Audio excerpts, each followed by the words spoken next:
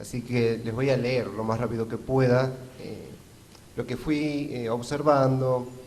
Hay algo de mis interpretaciones y más o menos quería visibilizar tanto los estereotipos y lo heteronormativo como efecto en los usuarios, como la función, en mi caso, como psicólogo ahí dentro.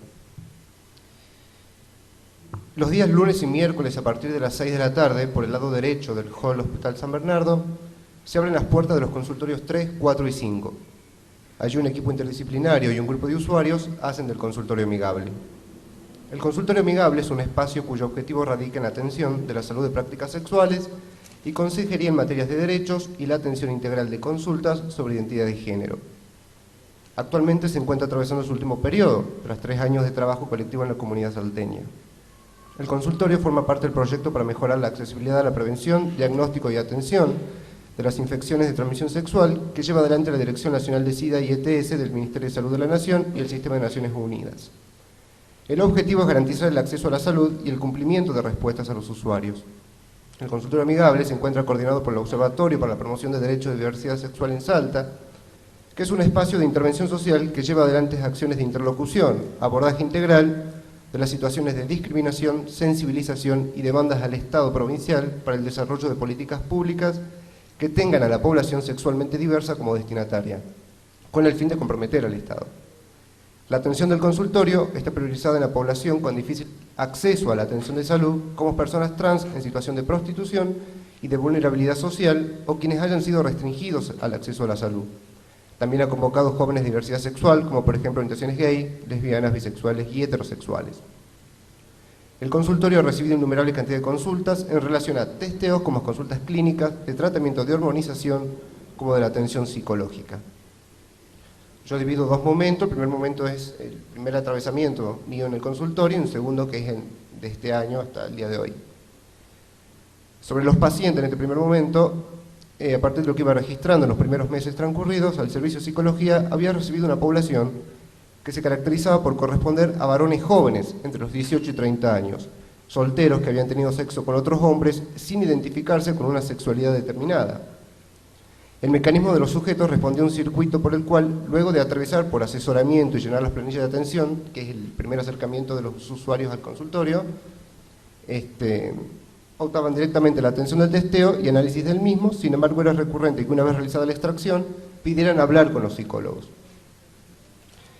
De acuerdo con lo trabajado en las diferentes entrevistas, se ha observado que la intencionalidad de los sujetos al realizarse los testeos respondía a ansiedades que pretendían viabilizar algo de una angustia, ¿no?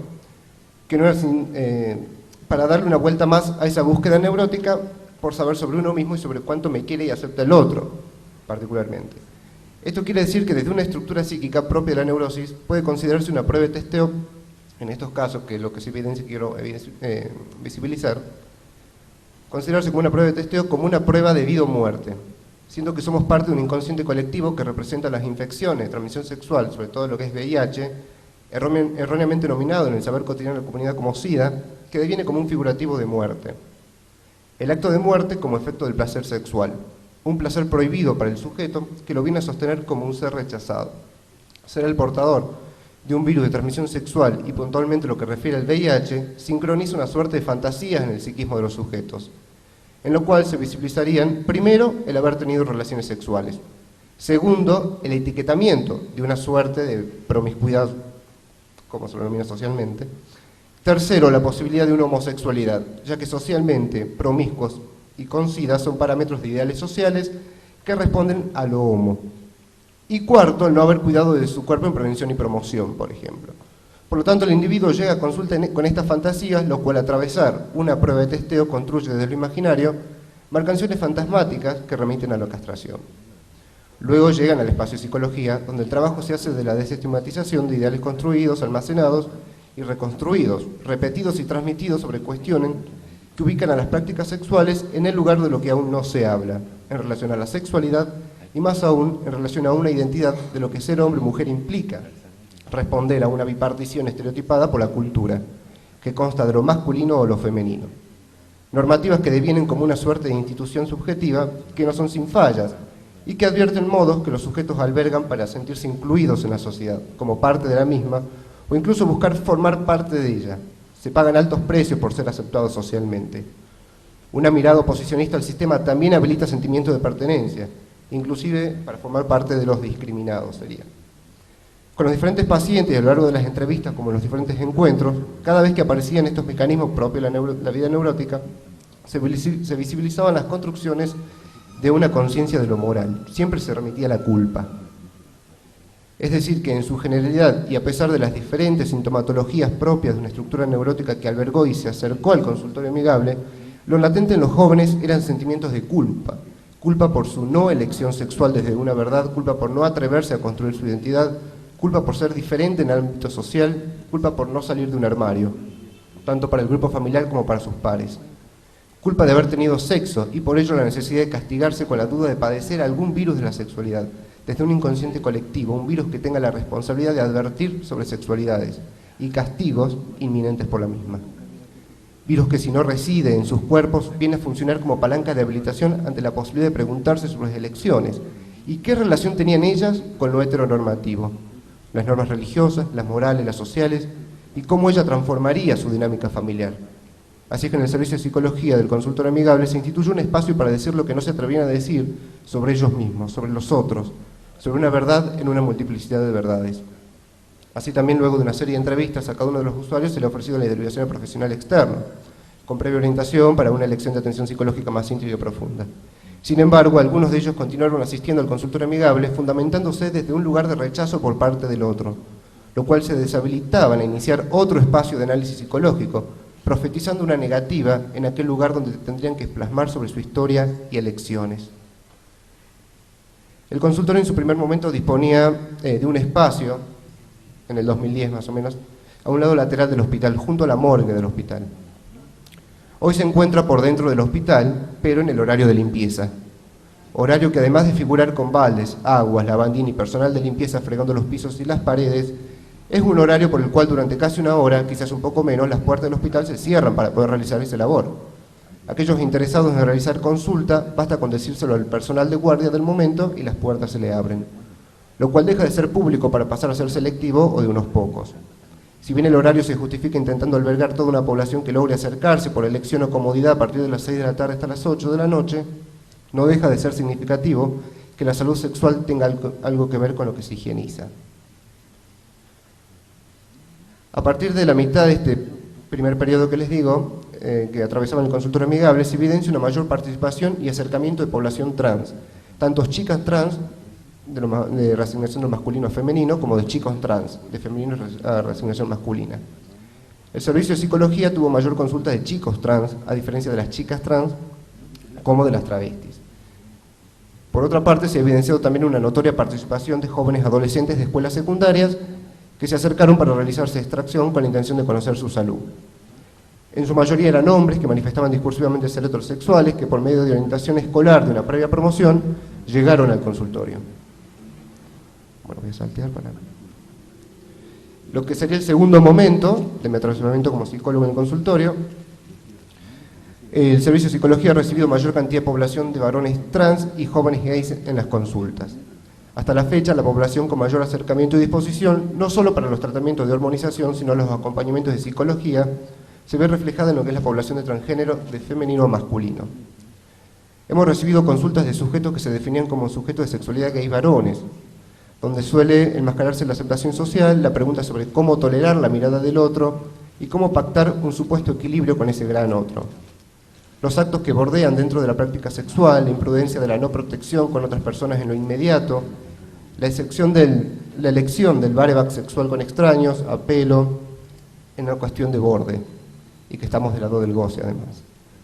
En relación a las consultas de chicos trans, refería con mayor frecuencia a la aceptación o rechazo de su identidad por parte de sus madres, repercutiendo en su malestar la dificultad de sentirse en un cuerpo que no les pertenece y hacer lo posible para revertir tal representación.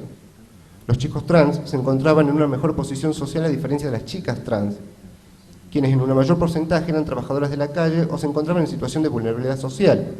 Los chicos trans habían elegido continuar con sus estudios secundarios, la mayoría de ellos cursando tecnicaturas y algunos otros con carreras universitarias o proyectos de las mismas, también con alto porcentaje de inserción laboral. Había como una notoria diferencia en la posibilidad de inserción.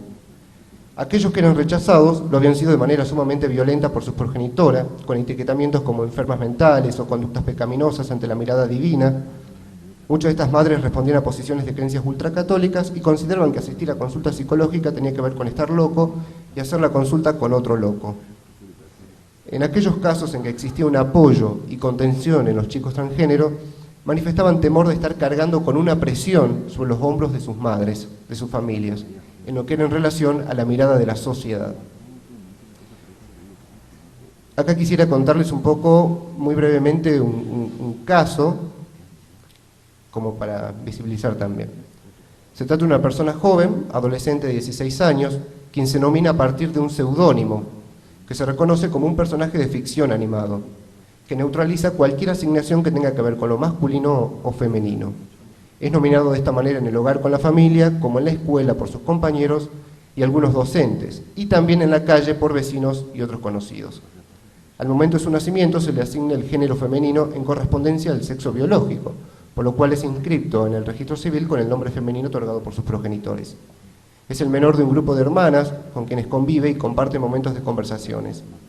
Comenta sobre su infancia. Desde que tengo 5 años sé que este no es mi cuerpo, este no soy yo. Refiere a su cuerpo como esto. Nací en un cuerpo que no es el mío, vengo a ser mi identidad, no soy yo. Mirarme al espejo y ver que no es mi cuerpo.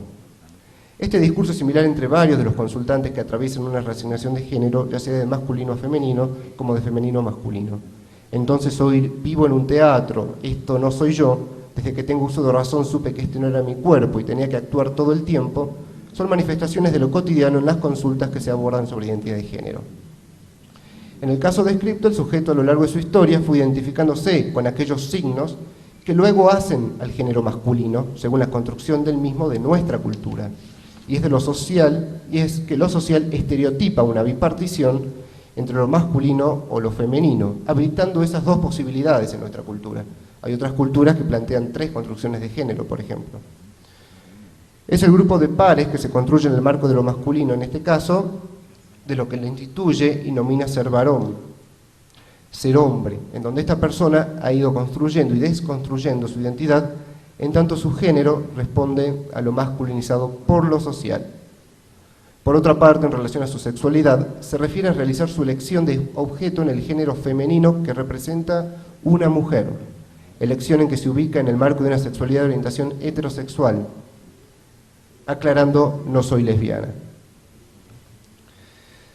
A modo de conclusión, si bien la idea es apostar a una política de inclusión, el mecanismo institucional de la salud pública como las ideologías predominantes, con un gran paso en la ciudad de Salta, han dificultado numerosas habilitaciones de conciencia. Se dice mucho, se hace demasiado uso de la palabra incluir o de promocionar el repudio del acto discriminatorio y la violencia inminente que se adhiere por añadidura, pero en los actos y la dinámica cotidiana en el sector salud está impregnada del etiquetamiento, el establecimiento de lo que es normativamente normal y de lo que es patológico o diagnosticable. Y vincularlo sobre sexualidades, sexo y sobre intervención de los cuerpos no ha dejado de manifestarse como un tabú, que por temor, desconocimiento e idiosincrasia compartida, hacen estragos de exclusión que no es en una herida integral en el usuario como en todo el sistema social. Estamos en proceso de cierre del consultorio amigable, la idea justamente es que este espacio no exista, sino su función se le parecería bastante al seguir borgiano, en una doble cara de una misma moneda, un espacio de salud que se diferencia dentro del sistema de salud.